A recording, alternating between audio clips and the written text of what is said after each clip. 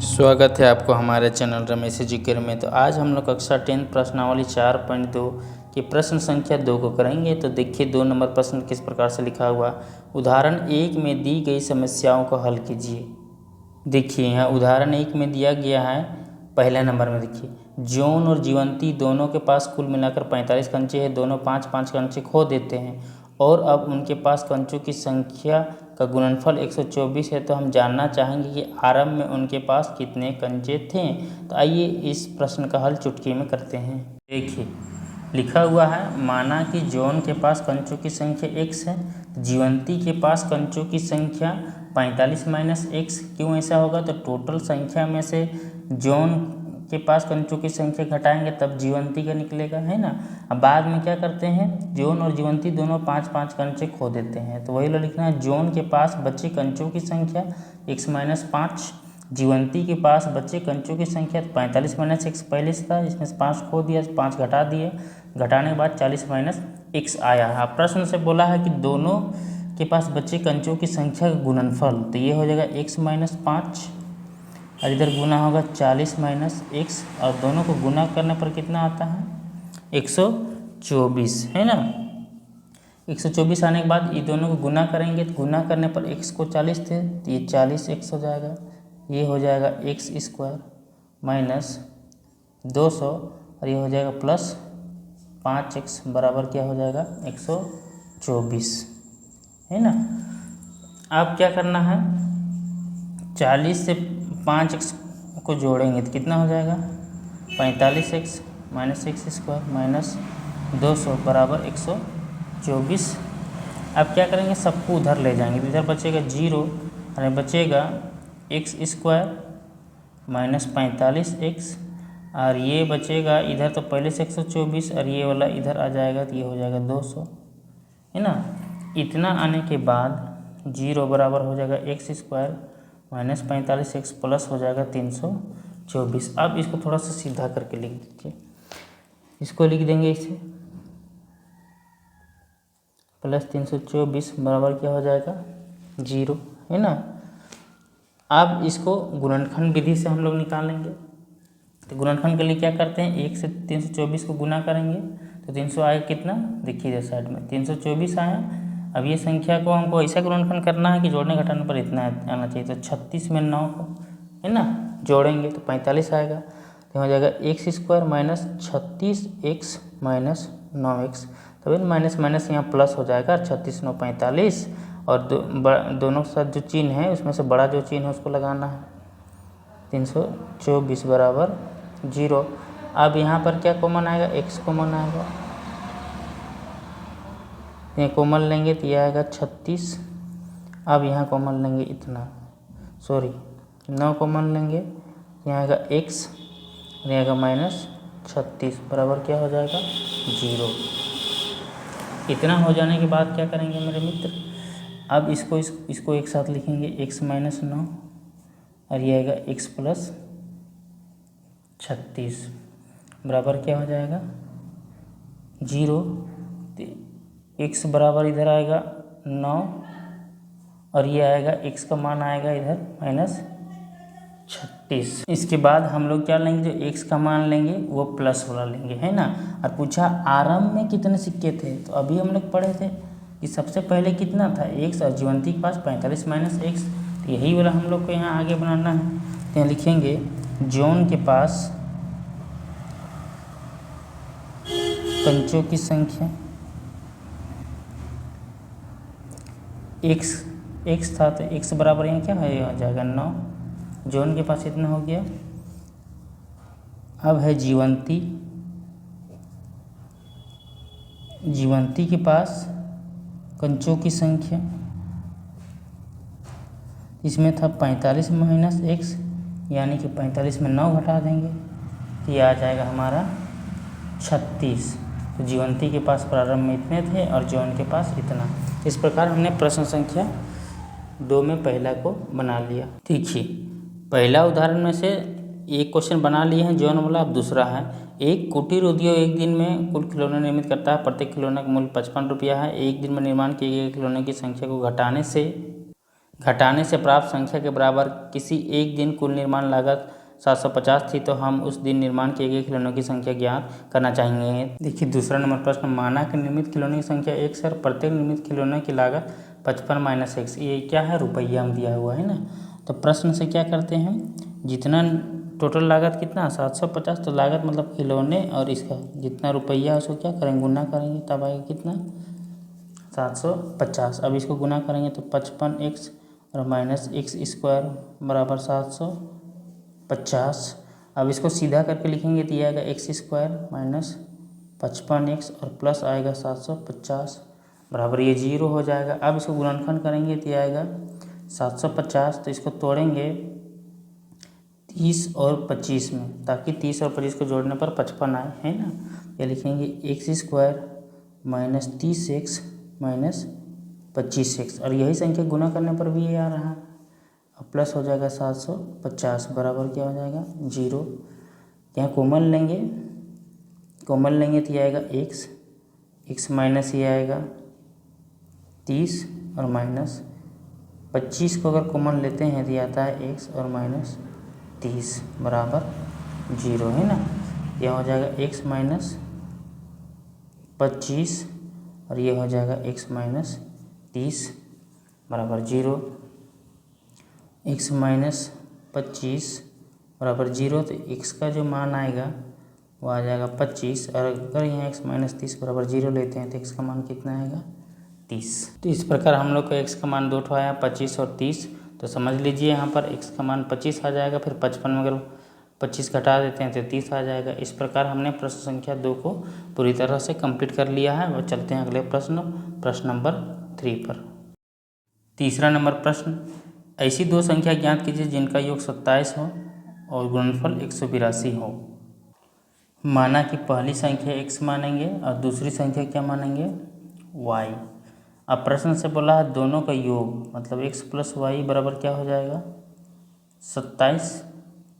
समीकरण एक मान लेते हैं। दूसरा में बोला दोनों गुणनफल, x और y को गुना कर देंगे तो ये आएगा 182। समीकरण 2। अब यहाँ में से हम लोग क्या करेंगे, y का मान निकालेंगे तो 182 और ये गुना वाला यहाँ आ जाएगा भागा, है ना। तो यहाँ क्या करेंगे, लिख देना है समीकरण 3। अब लिखेंगे समीकरण 1 में y का मान रखने पर, इसको ये समीकरण 3 भी लिख सकते हैं, y का मान रखने पर, यह समीकरण 3 भी लिख सकते हैं ना। समीकरण है x + y बराबर कितना है 27। अब y की जगह पे क्या रखना है 182/x बराबर यहाँ 27, है ना। अब x को इससे गुना कर दीजिए तो x² + 182 और यहाँ बटा x इधर 27। ये जो 27 इससे गुना हो जाएगा, है ना। ये आएगा x² + 182 ये गुना हो जाएगा, इस 27x ये वाला इधर आएगा, x² माइनस ये 27x + 182 बराबर हो जाएगा 0। अब इसका गुणनखंड करेंगे 182 का, तो 182 गुणनखंड करेंगे तो ये 14 और 13 का होगा, है ना। तो यहाँ लिखेंगे x² माइनस 14x में 13x और 182 बराबर 0, है ना। अब देखिए क्या करना है, अब इसमें क्या आएगा, कॉमन आएगा मेरे मित्र। तो कॉमन आएगा यहाँ पर x, तो ये हो जाएगा x - 14 और -13 अगर कॉमन आएगा तो x - 14 बराबर यहाँ हो जाएगा 0। अब बाहर वाला अलग एक साथ लिखना है और ये बराबर 0। तो x का मान यहाँ जो आएगा ये वाला इधर जाएगा 13 और इसमें भी x - 14 बराबर 0 लिखेंगे तो ये x बराबर आएगा 14। तो इस प्रकार हम लोग x का मान 13 और 14 निकाल लिए हैं, है ना। तो यही हम लोग का पहली संख्या दूसरी संख्या का आंसर हो जाएगा। अब चलते हैं चौथे नंबर प्रश्न पर। चौथा नंबर प्रश्न इस प्रकार, दो क्रमागत धनात्मक पूर्णांक ज्ञात कीजिए जिनके वर्गों का योग 365 हो। देखिए लिखना है, माना कि पहला धनात्मक पूर्णांक x और दूसरा धनात्मक पूर्णांक x + 1। अब बोला दोनों का वर्ग का योग, तो दोनों को वर्ग कर देंगे इसका भी और दोनों को जोड़ देना है। जोड़ने पर कितना आएगा 365। a + b का whole square a² 2ab plus B square, ये हो जाएगा 2x², ये हो जाएगा 2x। अब इसको इधर लाएंगे तो ये हो जाएगा -364 बराबर 0। अब इसका गुणनखंड करने से पहले हम लोग कॉमन ले लेते हैं। यहाँ बचेगा x माइनस बचेगा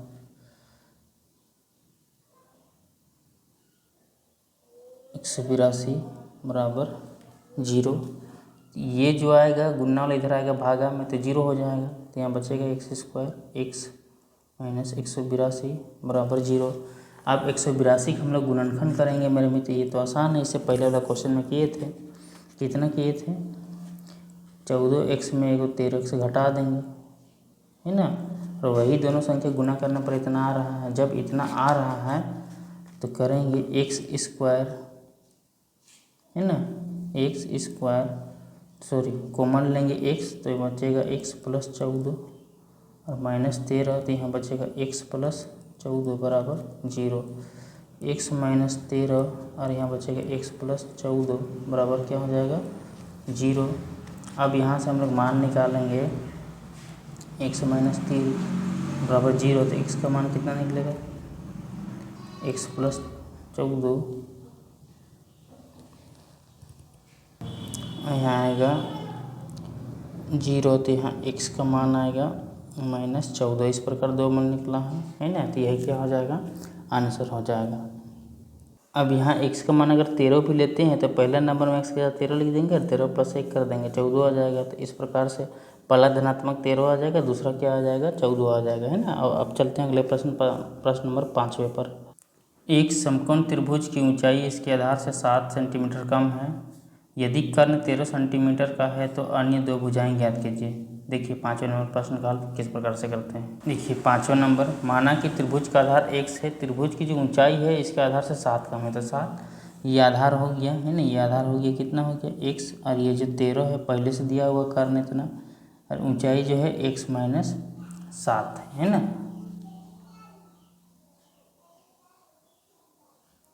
अब क्या करेंगे ध्यान से देखिए। एक जानते हैं पाइथागोरस परिमेय, पाइथागोरस परिमेय। पाइथागोरस परिमेय में क्या बोलता है कि कर्ण का स्क्वायर बराबर लंब का स्क्वायर प्लस आधार का स्क्वायर। जो कर्ण है कितना है? 13 सेंटीमीटर। लंब जो है x माइनस 7 का स्क्वायर, आधार जो है x का स्क्वायर। 13 का स्क्वायर कितना होता है? 169।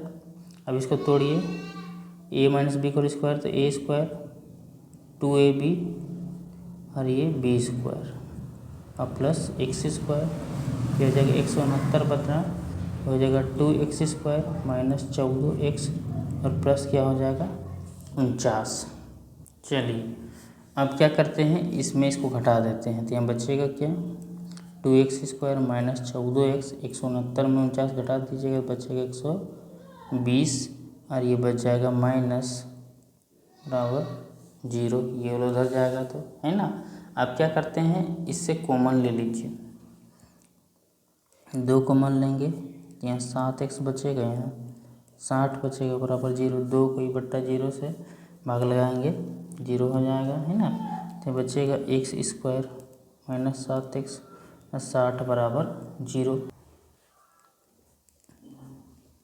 x² तो ये हो जाएगा 12 पचे 60, है ना। गुणनखंड करेंगे तो अब कॉमन लेंगे x, तो यहाँ बचेगा x माइनस 12, 5 लेंगे तो x माइनस 12 बराबर 0, है ना। जब इतना हो जाए तो बचेगा x प्लस 5, x माइनस 12 बराबर 0। x प्लस 5 बराबर कितना होता है? 0। तो x बराबर माइनस 5, x माइनस 12 बराबर 0, तो ये भी हो जाएगा x बराबर 12। इस प्रकार हम लोग का x बराबर -5 और x बराबर 12 मूल ज्ञात करना तो 2 को आ गया है, लेकिन इसमें प्लस वाला लेना है ना, तो कोई दिक्कत नहीं, इसको लेकर ले लेंगे। तो त्रिभुज का आधार क्या निकलेगा मेरे मित्र, अगर 12 का लेते हैं तो यहाँ 12 हो जाएगा, 12 में फिर 7 घटा देंगे 5 आ जाएगा।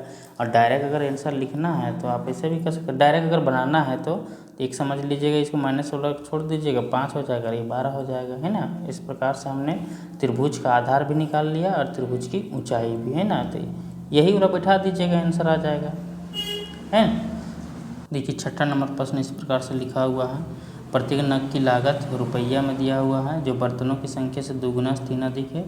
उस दिन कुल निर्माण की लागत है 60 रुपये, तो निम्न बर्तनों की संख्या और नग की लागत ज्ञात करना है। देखिए तो यहाँ लिखना बर्तनों की संख्या x और नग की लागत जो रुपया में है 2x + 3 है ना। प्रश्न के अनुसार बर्तनों की संख्या और नग की लागत, है ना, दोनों को गुणनफल करेंगे। गुणनफल करने के बाद यहाँ दिया हुआ है कुल निर्माण लागत जो कितना है 90 रुपया है। अब x को 2x से गुना करेंगे 2x, और ये हो गया 3x बराबर 90, तो 2x² + 3x माइनस ये हो जाएगा 90 बराबर 0। इसमें इस प्रकार यह वाला चिन्ह लगा दीजिएगा, है ना। अब गुणनखंड करेंगे तो 2 और 90 गुना करेंगे तो 180 आ जाएगा। 180 के तोड़ेंगे 15 और 12 से, 15 12 180 और 15 में 12 घटा देंगे 3 आएगा।